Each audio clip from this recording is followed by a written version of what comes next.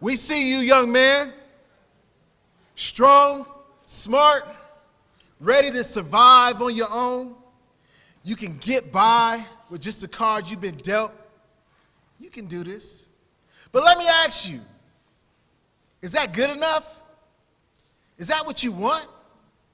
Are you happy simply surviving, or do you want more? You are a young man living in today's village. And in today's village, we will go further as one. Today's village is filled with art and music and education and expression and courage and leaders and soon-to-be leaders. And we share what we have with everyone in the village, especially when what we have is talent.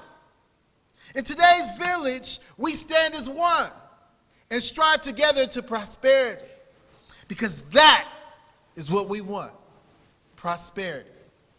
And we just don't want it for ourselves. We want it for everyone in the village, because that's the only way we will get there, together. Getting by is no longer good enough. To survive is not to succeed. Our standards have officially been raised. We will move forward into prosperity because it is our right and our obligation to the village. Young man, it does not matter where you start your journey, as long as you started. Join this village as it marches forward. Look to the brothers around you and know that together you are more than a movement. You are a force. On this journey, you will both lead and be led. You will fall and you will help someone rise. And you will never be alone. And on this journey, you will become a modern man in today's village. Welcome to my Brothers Keepers Village.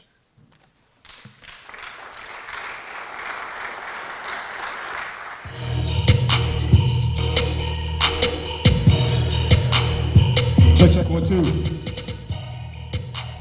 Can y'all hear me out there? What's going on, brothers? I am DJ Crate Digger of the Mighty Sound Champion Crew. It is an honor and a pleasure to hang out with y'all today. Too often we come together at times of despair, at times of turmoil, but today we're going to come together, we're going to celebrate each other, we're going to educate each other, we're going to enlighten each other. So can we make some noise for that today?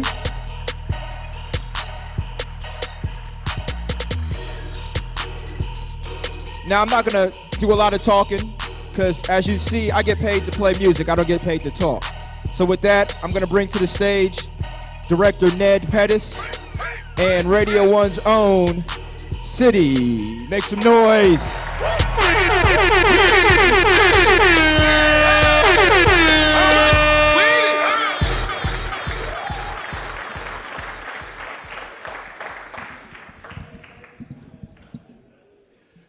Thank you, and good morning, everybody. They've already told you my name. I'm Ned Pettis, Jr. I'm the Director of Public Safety. I oversee the Division of Police, the Division of Fire, and the Support Services Division. It is my pleasure to welcome you to the James G. Jackson Training Academy. This is the greatest law enforcement training academy in the nation. Through those front doors pass the best trained police officers in the country who receive more than twice the training that's required by the state of Ohio. This building contains a swimming pool, a state-of-the-art fitness room, classrooms, a police substation, and rooms that can be configured into real-life settings. Our firearms range is just located in another building just a short drive away from here. Out in our academy, you will see police memorabilia as you move around the building that you might laugh at due to it being so old. But it shows just how far policing has come in Columbus. So I urge you, as you progress into your late teens and as you get older, to consider a future in public safety. We are always looking for passionate, dedicated candidates to become police officers and firefighters. Now, I know you have role models that are pushing you to get your college degree, and that's great.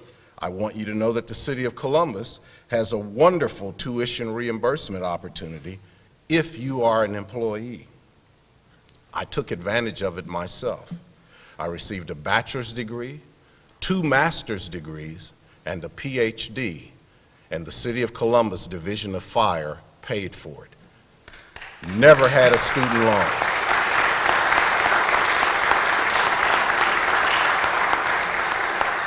Never had a student loan, and I'd like to thank Mayor Ginther for keeping tuition reimbursement in place because I use it as a recruitment tool, and I put in a plug every opportunity that I get for young people.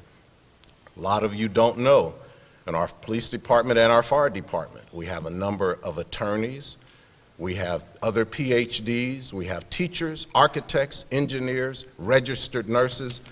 The assistant chief over training in the Fire Training Academy is a PhD and a long-time registered nurse.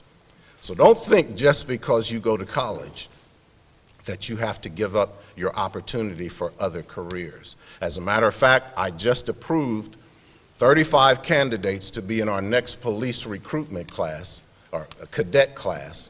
35 of them, 19 of them already have their college degree. So you remember that.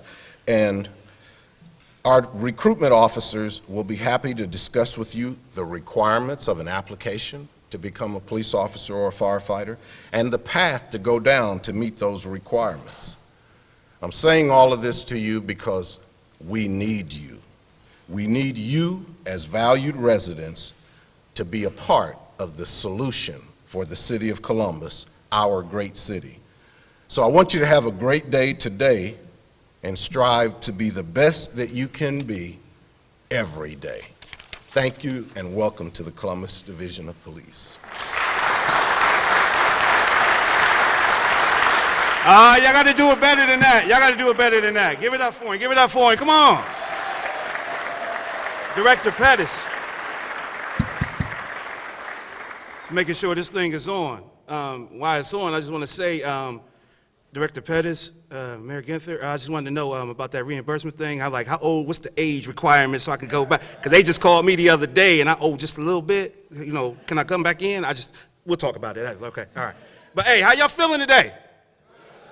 I like that. Listen, everybody's probably asking, why are we here? What are we doing here?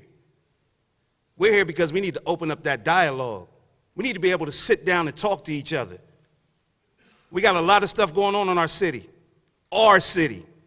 Be proud of where you're from. I've been here for my life, and I love it. And I want to see it continue. I have daughters that I want to grow up in a beautiful city, and I know it will continue with the help of the people in this room.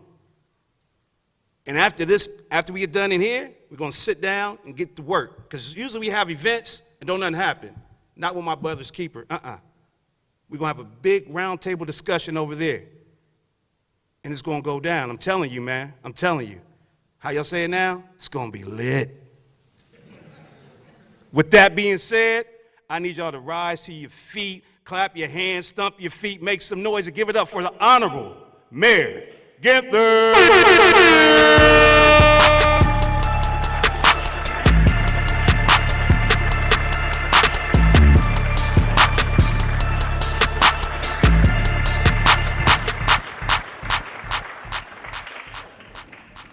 I have never come out to an event at the Police Academy to an intro like that, so thank you, Director. We might have to start doing that for our police graduations. I'm sure the chief would buy into it.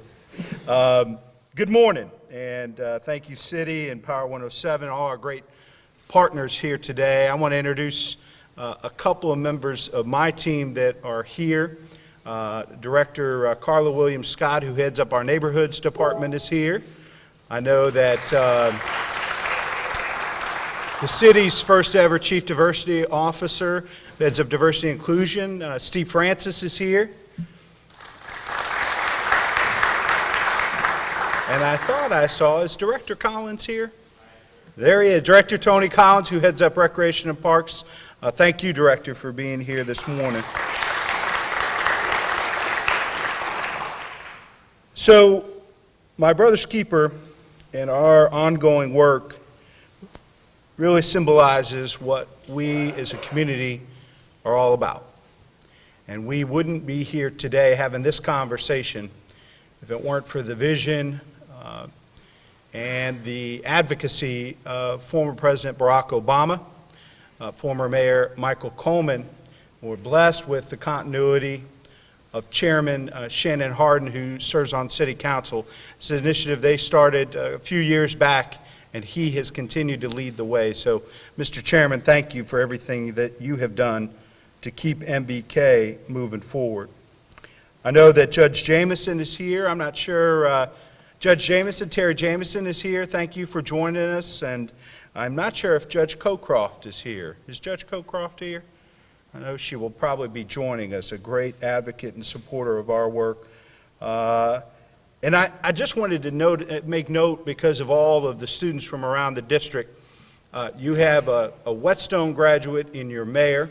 Your Walnut Ridge is represented by both our Deputy Chief of Staff, Dawn Tyler Lee.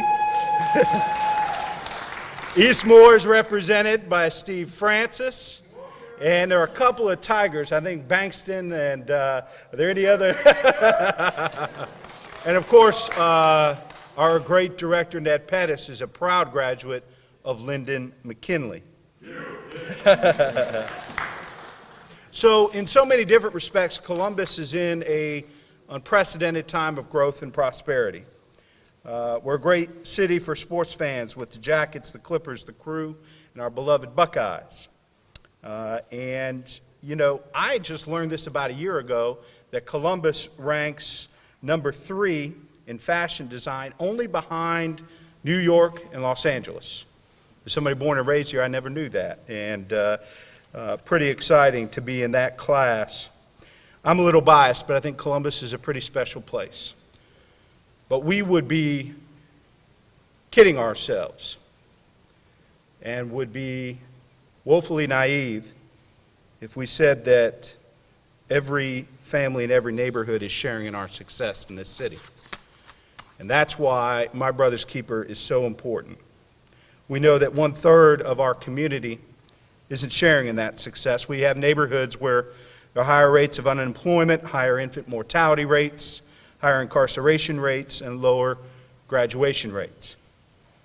And if you're paying attention to headlines, or if you live in these neighborhoods, you know that Columbus is also experiencing a spike in gun violence.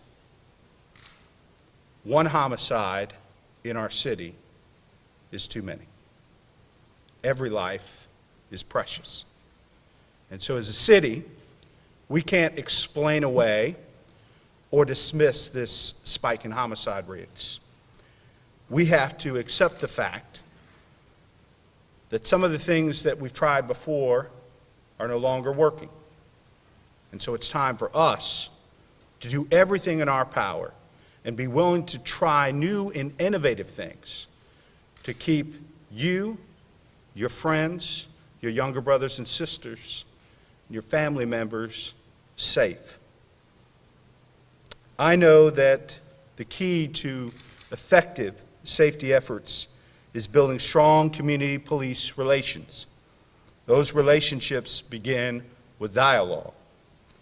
In the next couple of weeks, we'll be announcing a number of new efforts to increase safety by strengthening our neighborhoods. Today marks the beginning. Today, we are here to discuss the My Brother's Keeper initiative.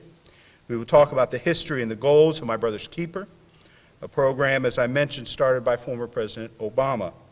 And we will recommit ourselves to this initiative, all of us, myself included. Most importantly, we will listen to one another. Today, we want to have a frank and open discussion because it is the first step in building relationships.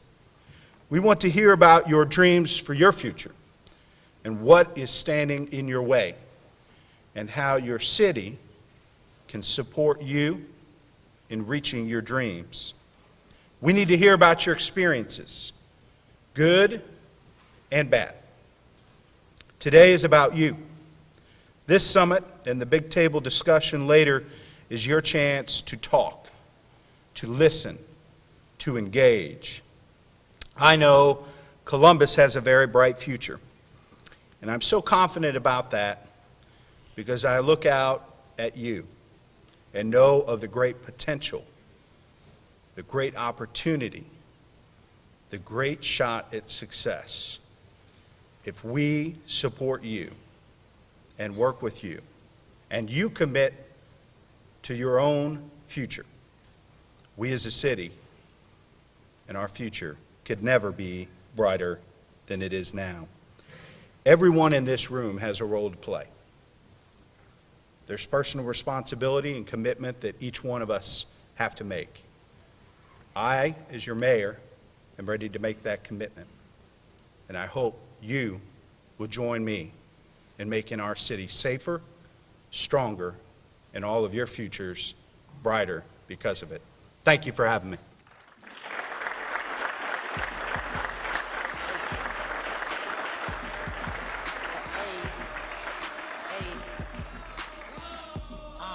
We'll keep this thing moving. I got to bring to the stage my brother, Councilman Shannon Harding. Give it up for him, y'all.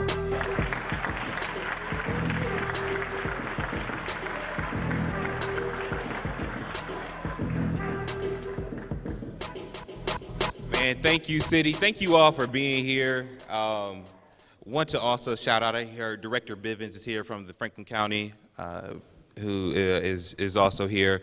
Oh, there you are, right there. Thank you so much for your support. Today is about you guys, though. I certainly want to thank Ned Pettis for welcoming us here, Commander Meter for opening the doors to the Police Academy. But really, thank you to the young men who showed up today. And I say thank you because I think your being here shows your willingness to give us another chance, another try, another bite at the apple to prove to you that we really are our brother's keeper, that this is a village and that we will take care of you, that we are mentors, that we are leaders in our community, and that we have your back.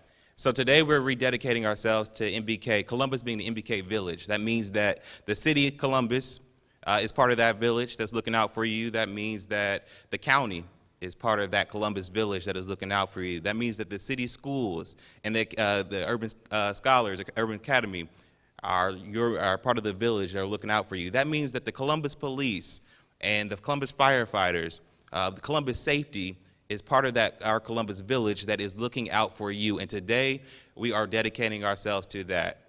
I so appreciate, like I said, your willingness to be here. The more frank and open conversations that we can have together, the better.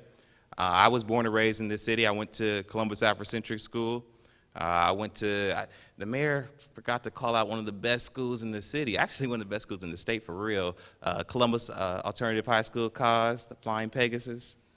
All right, never mind. But seriously, this is not just work that is important to me because I'm a council member. It's work that is important to me because you are me, and I am a reflection of you, and you are a reflection of me.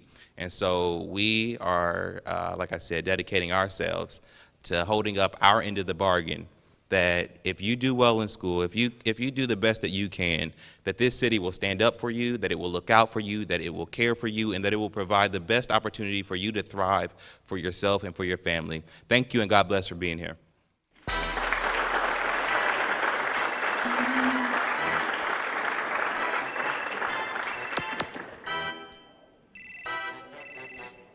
Woo! Skirt, skirt. Raindrop. I'm just making sure I keep them up, y'all. Just make sure I keep them up. It's your man City, and listen, a lot of people asking what exactly is MBK Village. We rise together. Make sure you use that as a hashtag right now. Put that in. Everybody got a phone. Put that in your phone. Send that out. What MBK Village is basically a group of programs to help you guys out. That's set exactly for you guys. And also, if you have you want any information, all you got to do is go to mbkvillage.org. All these programs are set up exactly for everybody in here. Don't forget, put that in your phone. They got your phones and everything like that, all right? With that being said, let's get to the next person. Keep this thing moving. And, oh yeah, this is gonna be nice right here. We have a poem recital right now from my man, Clayton Patrick. Give it up for him.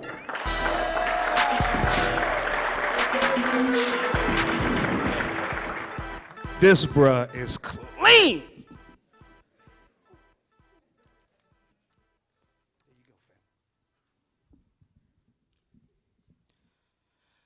Since mankind's dawn, a handful of oppressors have accepted the responsibility over our lives, which we should have accepted for ourselves. By doing so, they took our power. By doing nothing, we gave it away.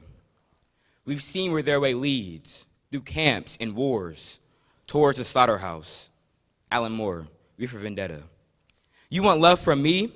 A young black man who's defined by the stereotypes of his race and trapped by the color of his skin. Trapped because one look at this color and a judgment is made. Trapped because the freedom that people sought out to get 400 years ago in this country is still not here. Trapped because the oppressor spoke wrongfully of my color. He told the world that it was evil because he could not see the beauty. He could not see my potential. He could not see what I could do. He underestimated me and he would regret it. He dethroned us and took our power. We need to take a stance. Today, there is a cry for battle. This is war, and every day I walk out my front door, I'm fighting. I'm fighting the fact that only 69% of black children graduate from high school. I'm fighting the statistic of only 42% of black men and women graduating from college. I'm fighting how many of our dads are locked behind bars and how many of our mothers are left in a world that does not care for them. I want to be able to close my eyes and not have to worry about tomorrow, and I want to be able to think of a future where I will be an equal individual, but today is not that day. We keep telling ourselves that life is not fair. So if this is the case, let's tip the scale in our favor. I want to be looked at as the next kid to become president, the next kid who's going to make a change, the next kid who will change the boundaries of a generation. Not the next kid to end up in a gang or in a confrontation with the police. I am tired of the fire being snuffed out. I'm tired of the majority shushing away the rage and passion that once stood in every African-American mind. I'm tired of everyone taking the love that Martin Luther King Jr. had and misinterpreting it, as that's all there is to his message. He certainly wasn't as radical as Malcolm X, but he is not the man we're portraying him to be. For example, Martin Luther King Jr. once said, "But it is not enough for me to stand before you tonight and condemn riots. It would be morally irresponsible for me to do so without at the same time condemning the contingent, intolerable conditions that exist in our society. These conditions cause individuals to feel that they have no other alternative than to engage in violent rebellions. And I must say that tonight, a riot is the language of the unheard. And what is it America has failed to hear? It has failed to hear that the promises of freedom and justice have not been met. And it has failed to hear that large segments of white society are more concerned about tranquility and the status quo than about justice and humanity. We were never complacent.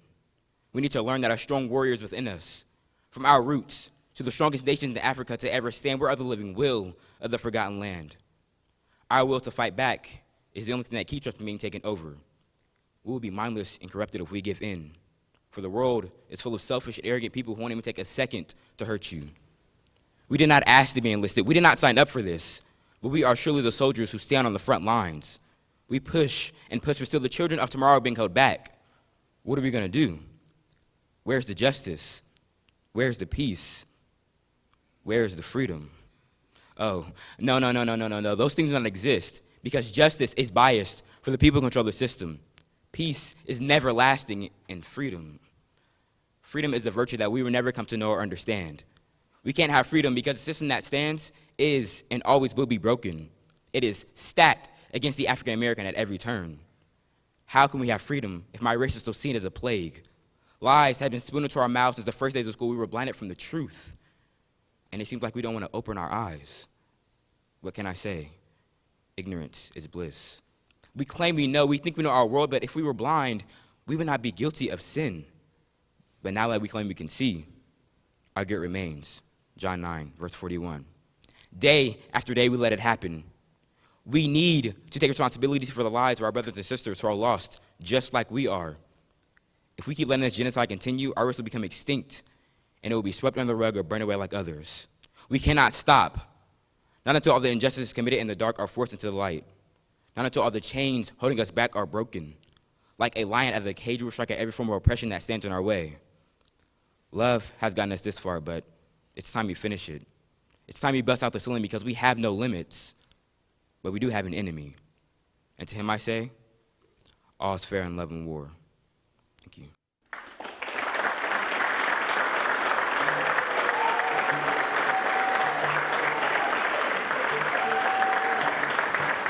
He just set that mic on fire. Woo.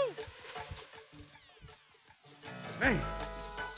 Another round of applause for him, man. Another round of applause. Love that. With that being said, we're going to keep this thing moving. And please continue to clap and keep that energy going for the beautiful Carla Williams Scott. Director Carla Williams Scott.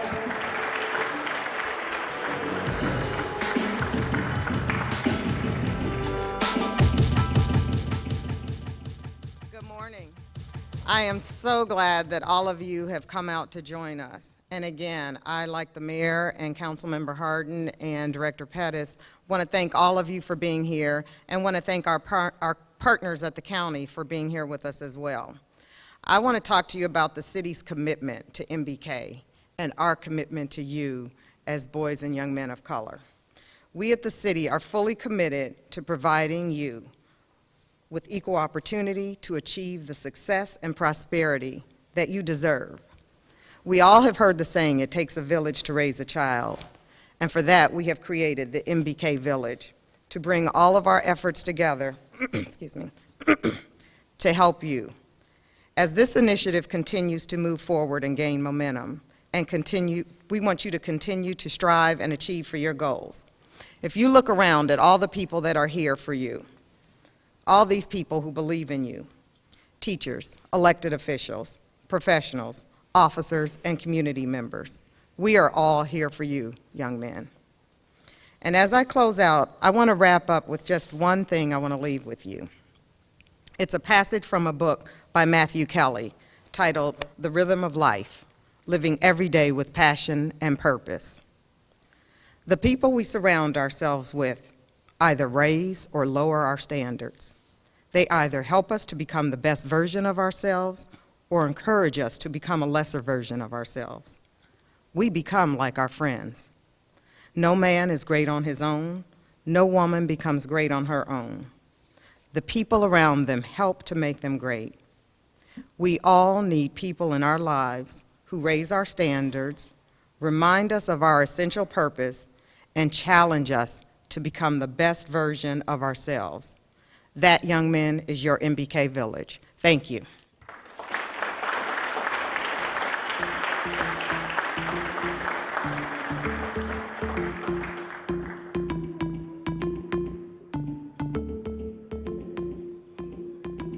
You gotta make sure you take care of the ladies. Please give another round of applause, please.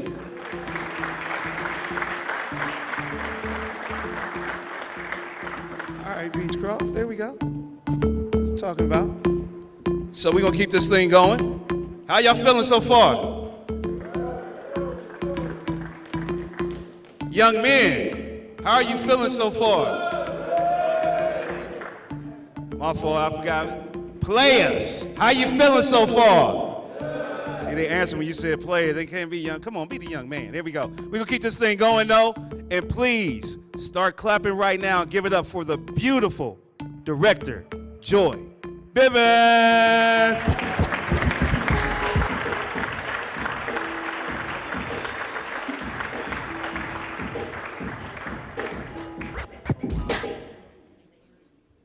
Good morning, everyone. Good morning, everyone. Okay, now I feel that you are woke. On your program, it may say that Commissioner Boyce, Kevin Boyce, is intended to speak. However, on his behalf, he is feeling a little under the weather this morning, so he is unable to be here. So he sends his apologies that he could not be here this morning. I spoke to him this morning at 7:30, And I said, Commissioner, what would you like for me to say? What would you like for me to say to the crowd this morning? And he gave me a couple of points. One being, he believes that the I Am My Brother's Keeper is an initiative and a partnership with the City of Columbus that is truly going to impact lives of boys of color. He also wanted me to let you know that he is strongly committed to this initiative, not just in word, but also in deed. Commissioner Boyce is a product of someone mentoring him, so he believes in the importance of mentorship. But beyond that, before I take my seat, because I was told to keep my words brief, as many of you know, the Board of Commissioners in Franklin County have made a significant investment in the I Am My Brother's Keeper program by partnering with the Columbus Urban League and the Kerwin Institute and putting programmatic dollars on the south side of Columbus.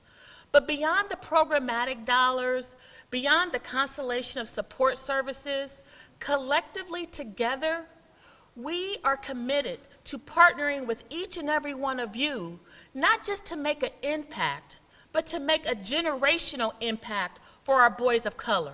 So thank you so much for having me.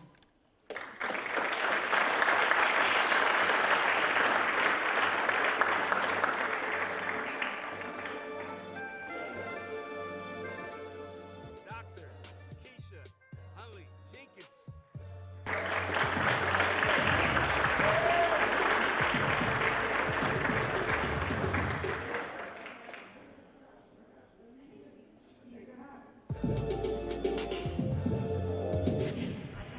Good morning, everybody. Thank you for being here today. I know you're tired of being talked at, so I'm gonna be short so we can get to hearing from you. That's what we're here today, is to work with you. So I wanted to share with you a little bit about Columbus City Schools. Many of you are familiar because I know you're students or have been at some point, or hopefully we'll have you again. I wanted to talk to you a little bit just about some of the mentoring programs that we have. We know that in our schools, a lot of times there's not a lot of support, that people feel supported, and so that's what the mentorship program is really designed to do.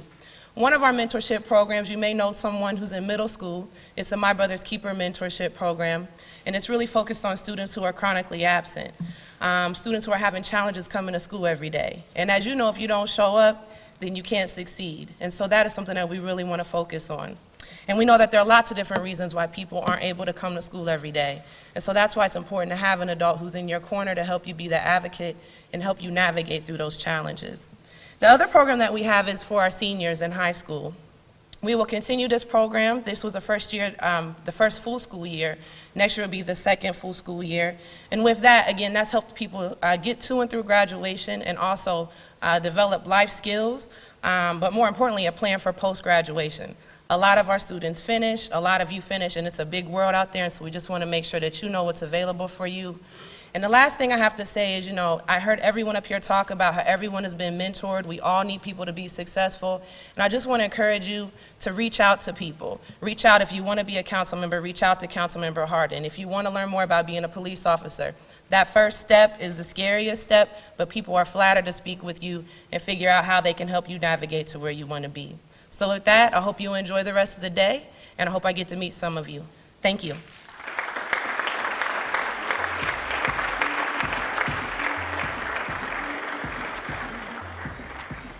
All of these programs, I know y'all getting a lot of information right now. A lot of information. All these programs, mbkvillage.org. All of these programs for more information, all right? Also, hashtag, we rise together. We got to do this together. I'm a product of the Northeast Side, Brittany Hills. Born and raised. I know, and I'm out there.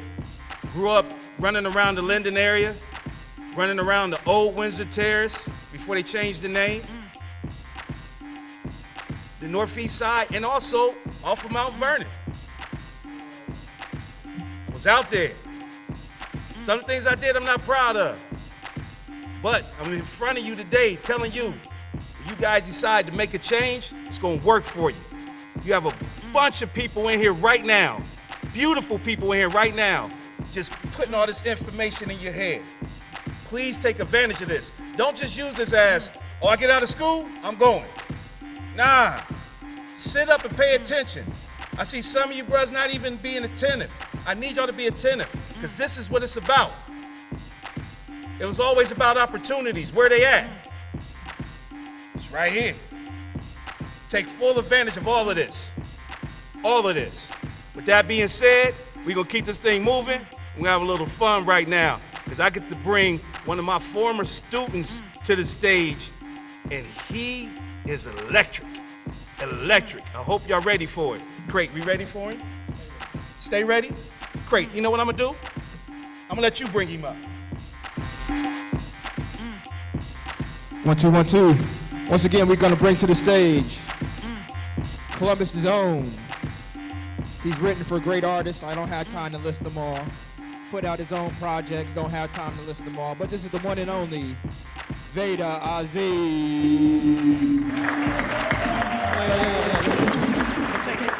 So I'm glad you addressed that before I got on stage, but I'm gonna touch on it again. So all the young brothers in the audience right now, really pay attention to what City said, because I'm somebody who grew up here. I was raised on the northeast side. I'm from 5th Avenue, 5th and Cassidy, but to this day, and there's a lot of people who can vouch for me right now, and I ain't just talking out my neck, I'm good in every neighborhood in Columbus.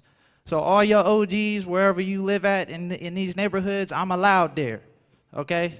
And I ain't just saying that, that's for real.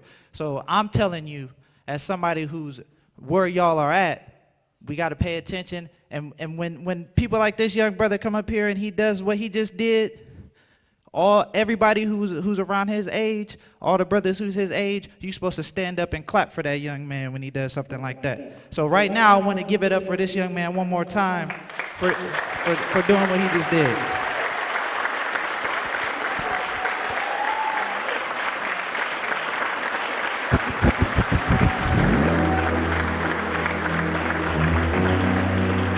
I go by the name of Veda Aziz.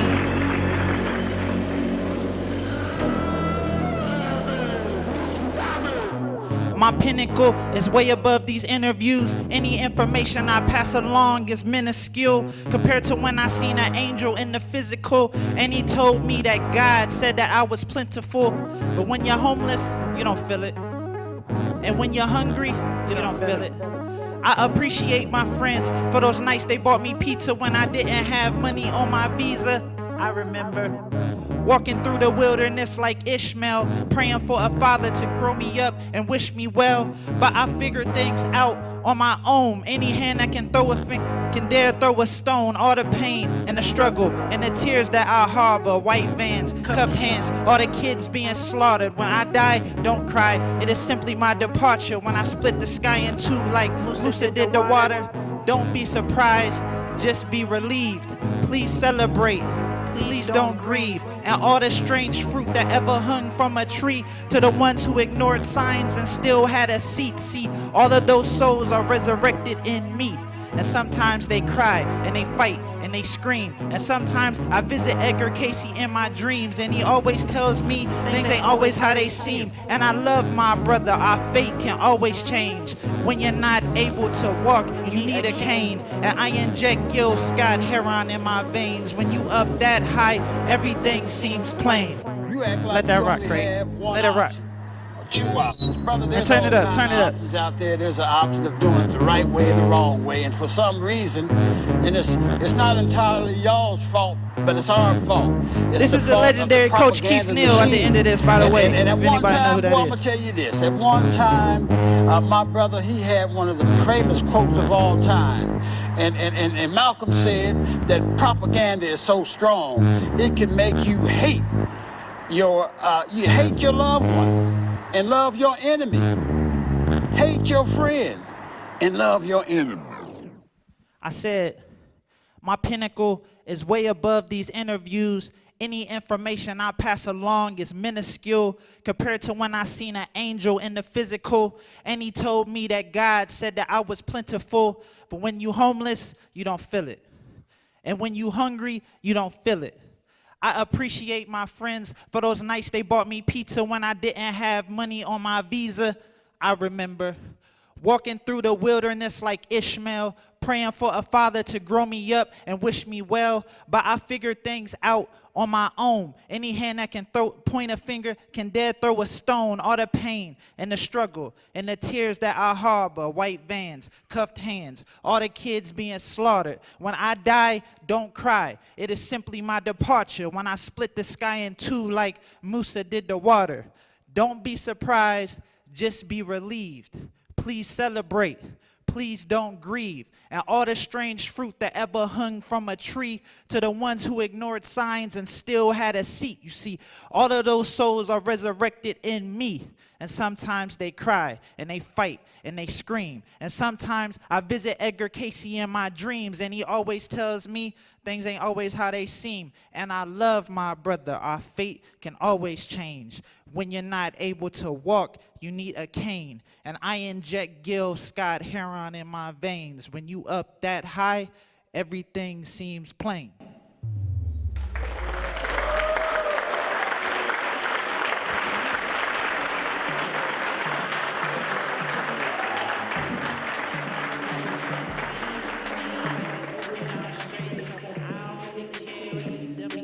With that being said, I need y'all to give me a round of applause right now and keep it going for Dr. Chanel Jones.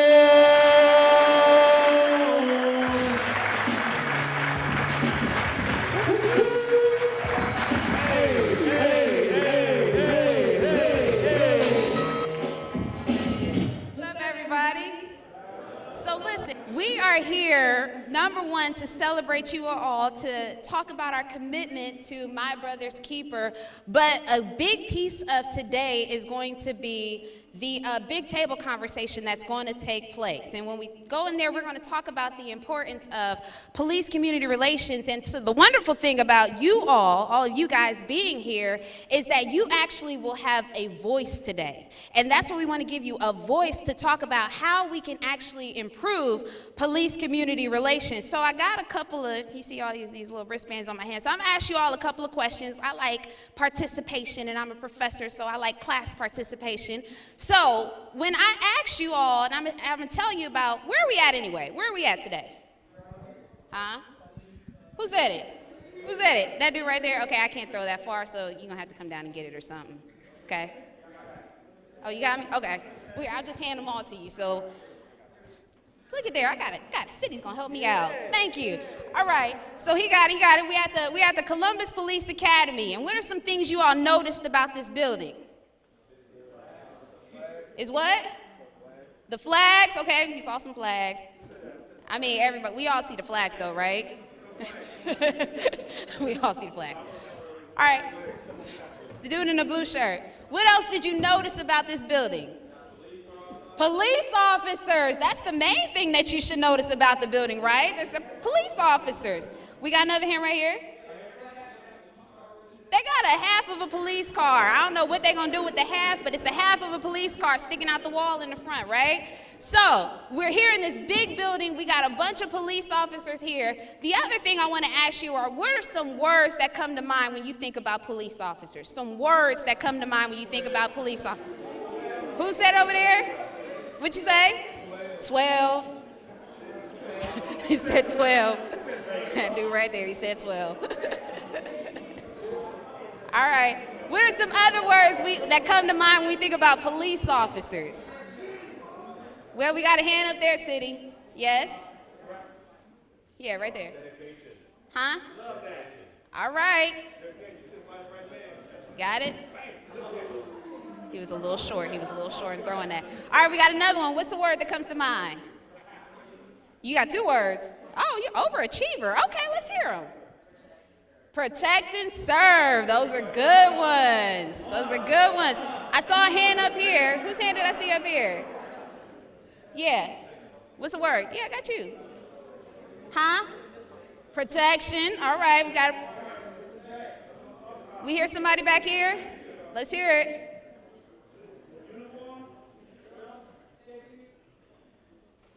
Safety. Uniform, safety, all right. So we're gonna keep people safe. I hear protection, I hear safety, I heard 12. We got a hand right there. What? He said, hands up, don't shoot. That's what comes to mind. All right, hands up, don't shoot. City, can you throw that far? Okay, you got him? You got him? All right, we got a hand over here, yes. What? Role models. That's a good one right there. All right, role models, yes. Huh? What they say in the blue shirt? Leadership. All right, and we got the gray shirt right here. Huh? The ops.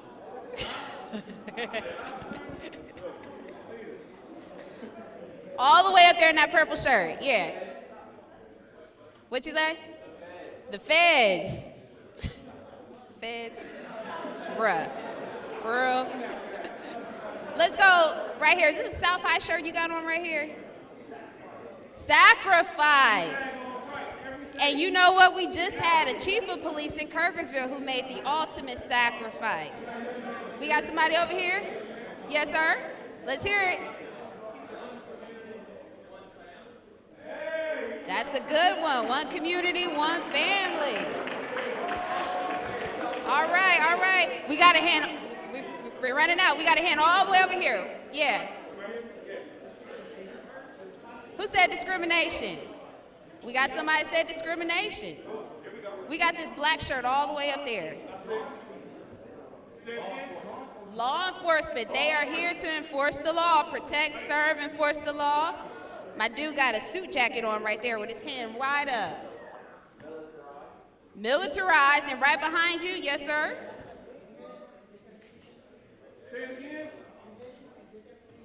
Information? Engagement. Oh, determination, all right. So we got, so you all came up with some great words. We're good. So you all came up with some great words. Thank you for describing the police officers and police and law enforcement. And the wonderful thing is when we get to the big table discussion, you're actually going to sit with a police officer and put together a plan on improving police-community relations. You all get to be a part of the solution. And far too often, we don't hear your voice. Today, you get a voice. So you all need to celebrate yourself because we're going to make sure that you get a voice. All right? And before we go to the big table discussion, I would like to bring up one of my favorite go-to officers. His name is Sergeant James Fuqua. He has a phenomenal story. I don't even know how he became an officer because if you hear his story, you would think, why is this dude an officer? But he is. So he's going to share his story with you, so I'm going to mic toss to him for a few seconds. All right, Sergeant Fuqua?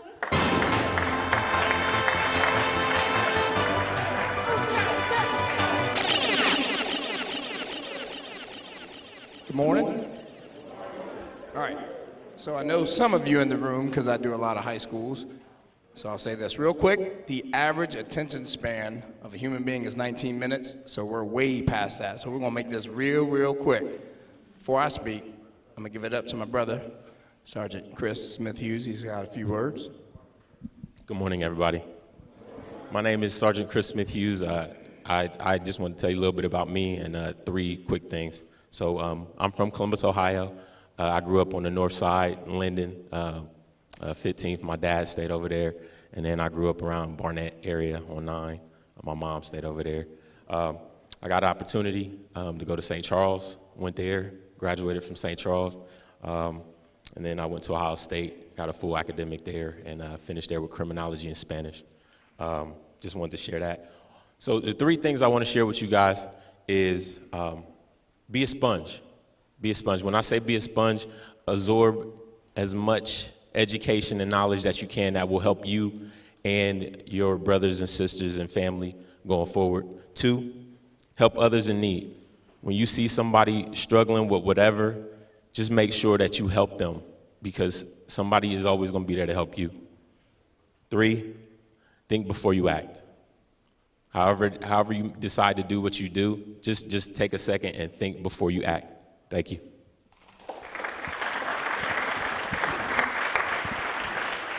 Let's give it up for City's arm, by the way, on those wristband toss. Come on, man. Act like you got some muscles in there. He couldn't even get it up there, but that's my guy. So a quick story about me. I am currently a patrol sergeant for here at the Columbus Division of Police. Got 12 years on. And I also serve as the African American liaison for the division, a little bit of a side job. So, a little bit about me. First of all, by a show of hands, if you care to, anybody ever actually thought about being a police officer? Young people. Even thought about it. Okay, there's a few.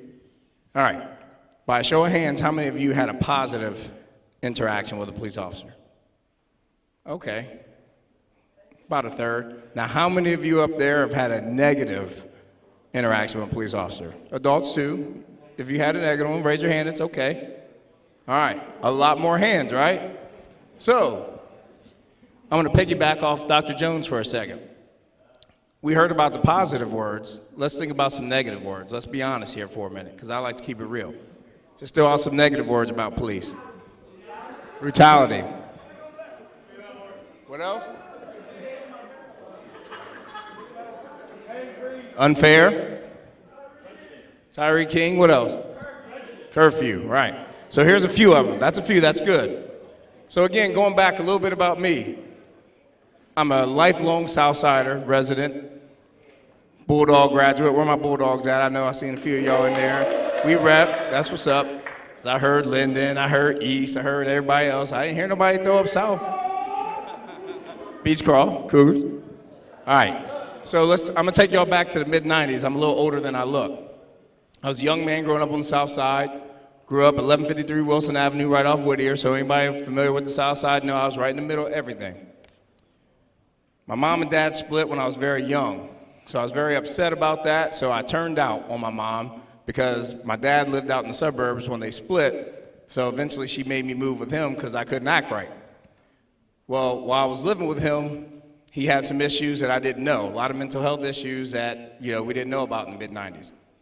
Long story short, end up hearing shots, go downstairs, discover my father had shot himself in the head. So he committed suicide. At this point, I'm 12 years old and I'm distraught. Like I'd never seen anything like that in my life. So because of this, now I'm forced to move back to the South Side with my mom, my sister, and my two brothers. So what did I do? Initially, I was a knucklehead, back down the South Side life, and at this time, this is when crack cocaine first hit Columbus, like really hard. So the older officers that are in the room that were around at that time, they could tell you that it was really, really bad. It was really bad on the South Side. So I had a couple options. Either I'm gonna be straight, on the straight and narrow, do the right thing, and stay out of the trouble, or I could fall on the other side with a lot of my friends who were out there selling drugs and robbing houses and doing those types of things. Now, I never sold drugs because even though I thought about it, even my friends was like, you too soft for that, which I was. I was a soft dude, I ain't gonna lie. I was a real soft dude. They said, nah, you can't do that. But I did hang around these people and engage in some activity that I really had no business doing. The point was, it got to the point where when I was walking home from school after a football game against Marion Franklin, and we beat them, and that was like a big deal back in those days. Matter of fact, it was so bad, anybody that was old enough that could remember that, we couldn't even play at each other's schools. We had to play at the old Cooper Stadium where the Clippers played baseball because it was so violent. That same game, the bands got into a fight in the stands. Y'all hear what I just said? The band fought each other. Like, I mean, flutes was flying, drumsticks everywhere. The band got in a fight. That's how much we didn't like each other. It was real. It was real, right?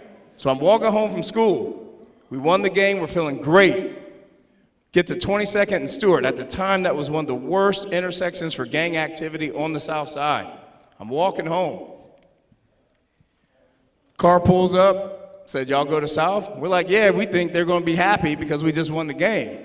Well, there's like, okay. Southfield in the house, windows rolled down just like you see in the movie. All I remember seeing was a shotgun barrel, and I started running.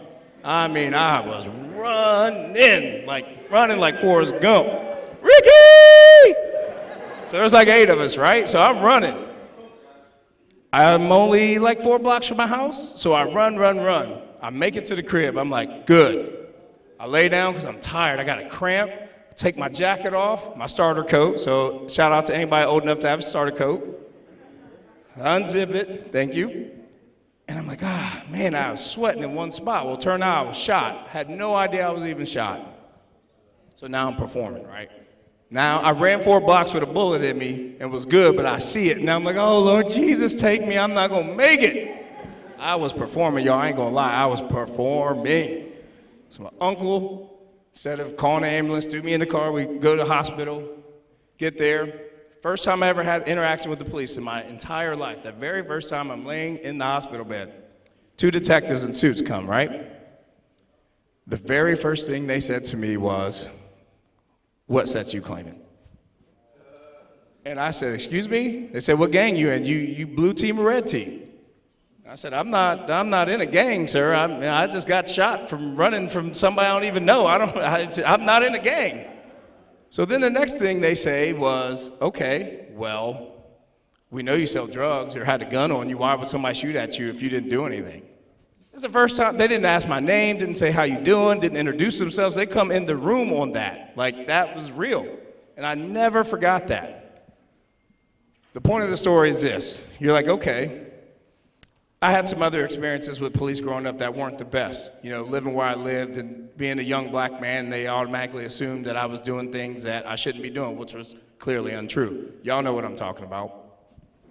So you figure, why would you ever become a police officer after all these things that have happened to you, right? Now, how many of you, just by a show of hands, just know about civil rights in general, like Dr. King and a lot of people who led the movement, right? Think about it. Think about this for just a second. There had to be someone else that was willing to take that first step. The first person can't do it by themselves. So what I'm telling you is, I never thought I would do this job until I met a gentleman by the name of Alan Blackman. He's also a police officer. And he kind of had a similar story like me growing up. I did a police ride-along, changed my entire life. And because of him, almost 13 years later, I'm standing before you, and I love my job, and I would not trade it for anything. So for all of you that didn't raise your hand about at least thinking about ever doing this job, I would highly encourage you to do so, because you can be the one standing on this stage affecting someone else's life. Now, I can't change all those things that happened to me when I was younger, but I'm in a position now to teach people that not all people that grow up in a certain neighborhood or a certain way, or just because of the color of your skin, they're automatically going to stereotype you to be a certain way. So, thank you.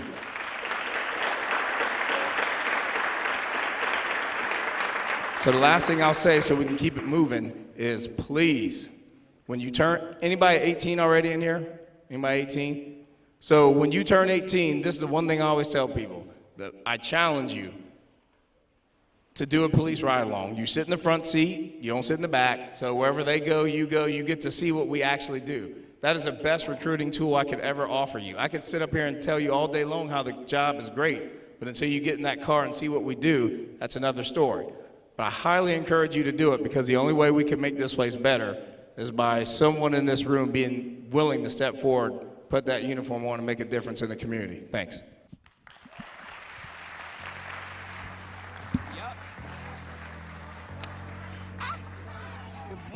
Another round of applause, y'all.